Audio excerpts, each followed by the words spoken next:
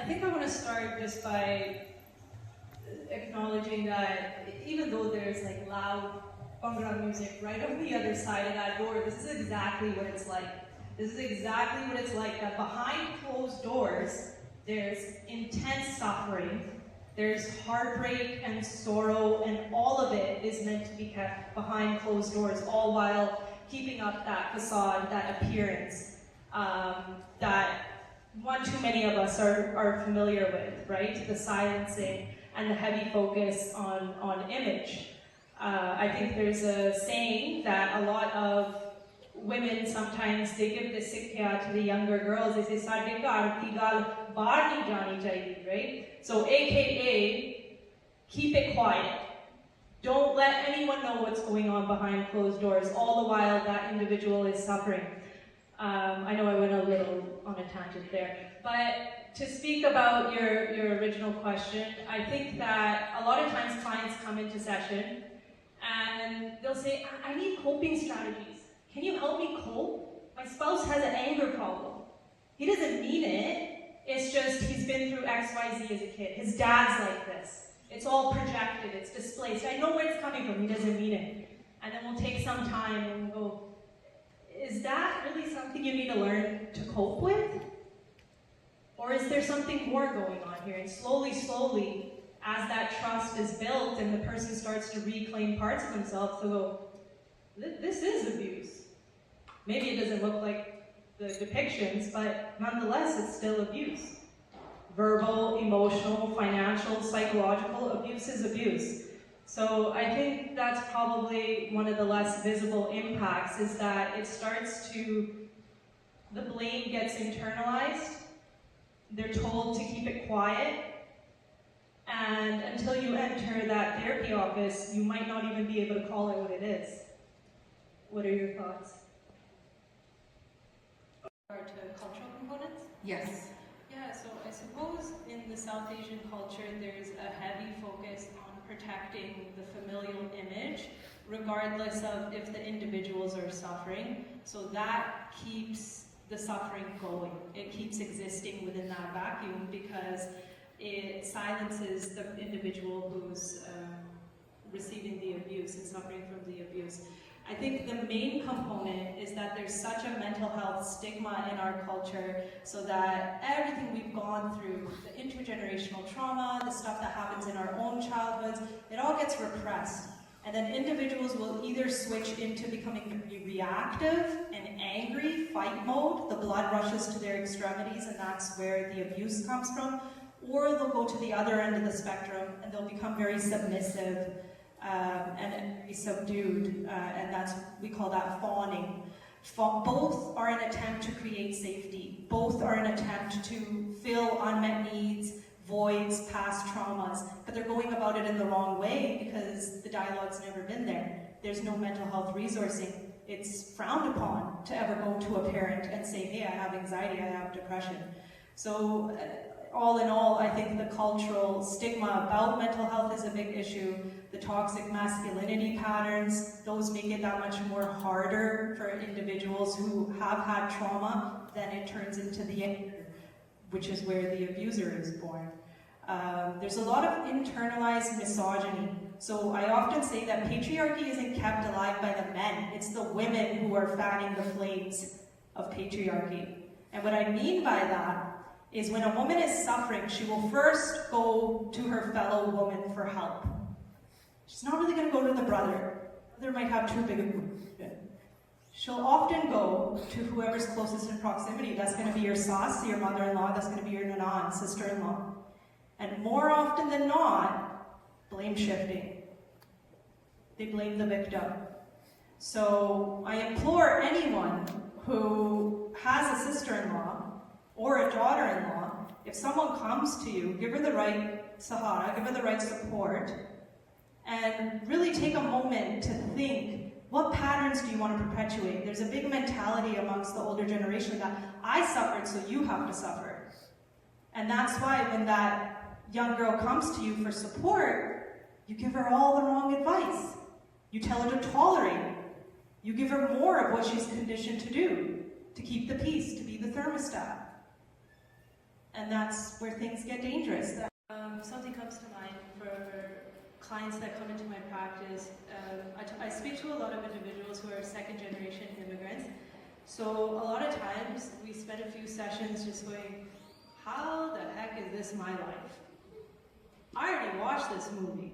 How the heck am I in the sequel? I married someone from Canada, I'm born in Canada, what is going on here? And that shock and that disbelief, their nervous system's so dysregulated by the time they reach my office that it takes a while just to label what's going on and for them to put that shame away, that how did I not see this coming? How did I end up living in the same footsteps as my mom, as my masi, as my mommy, right? So I think, and then there's the extra layer that sometimes family, they go, well, you chose him.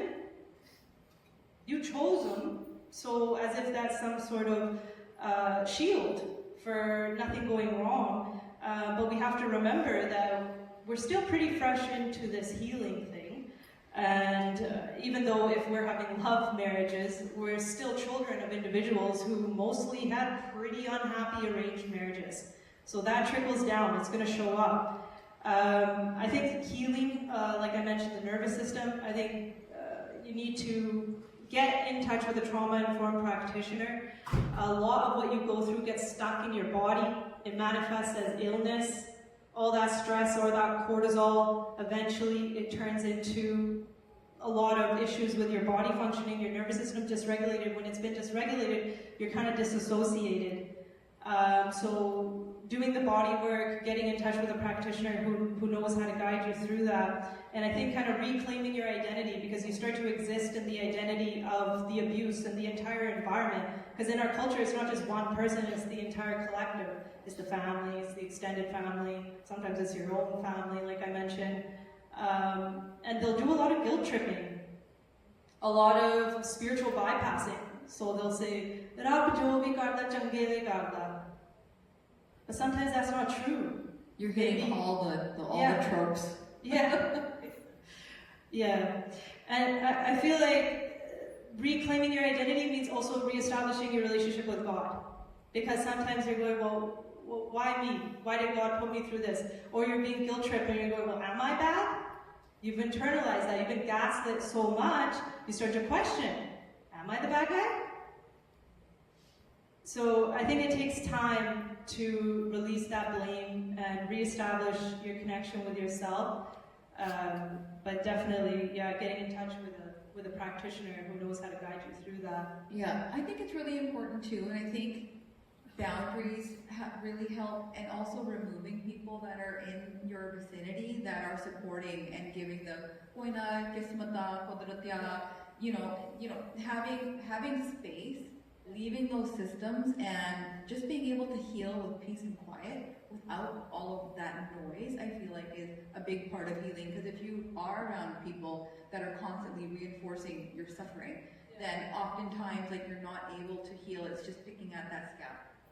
Yeah, I just want to briefly say one more thing. We're all primitively wired to be accepted, to be liked, to belong. And when you land in a system that's rejecting you because you can't cope with suffering, that's really perplexing. That's going to give you a brain scramble. So you're going to apply the formula that's been conditioned into you. You're going to, okay, let me be better. Let me be more of a people pleaser. Let me appease them. Let me oppress them. Let me make them happy. But sometimes you just can't win in those kind of environments. And I think exactly what you're saying, if your immediate environment isn't helping you rise, then that's where you're going to branch out and make different connections so that you're getting to download a different formula for yourself. I think it can be really daunting to share for the first time.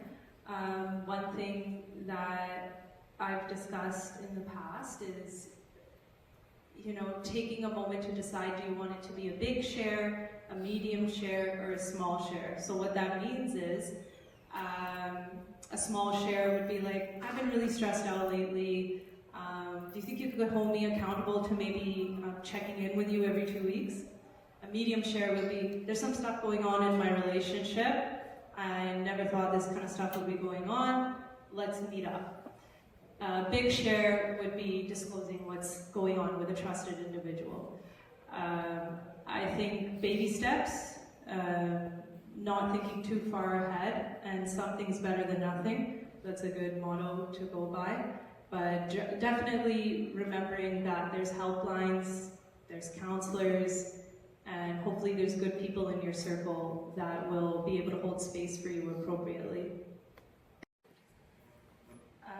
I think, like, even just think about all of us here today. Before we sat up here, before we heard these stories, we were all kind of closed in on ourselves. We're all just in our own world. Now everybody's a little bit more open. We're all a little bit more connected. So I think do whatever you can in your life that helps ground you, that helps open you, that helps you connect with your fellow person, because you never know how much you might be helping someone if you are showing up that way.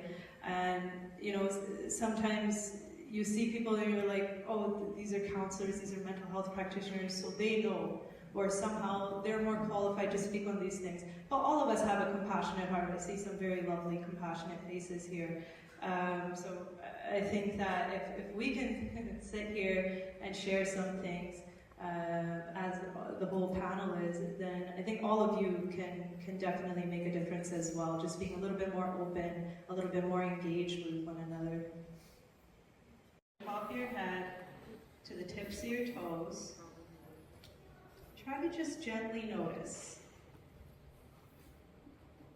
Is there any areas of tension, tightness, knots, heaviness? We've been listening to a lot of heavy stuff. Maybe we've been reflecting upon our own lives, our own experiences. And as you gently notice, just kind of release any tension. Relax the furrow in your brow. Releasing your tongue from the roof of the mouth. And just kind of gently parting your lips so that your teeth are fully unclenched. And then a great big cleansing breath in through the nose. Sigh it out through the mouth. Releasing your shoulders down and away from your ears. And then sending your breath into the deepest part of your stomach. Nice big belly breath in. And sigh it out. Just kind of sending that wave of relaxation all the way from the top of your head to the tips of your toes. And then just taking your arms opposite hand to opposite shoulder, kind of crisscross. And just brushing down your arms. We've all heard the saying, brush it off, shake it off. That comes from somewhere.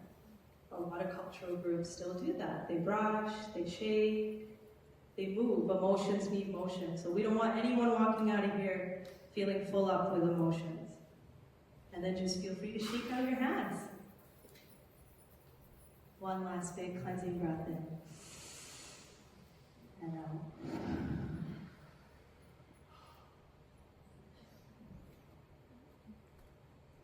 Thank you so much, Amrit. Now, we have Sunny, who is a mental health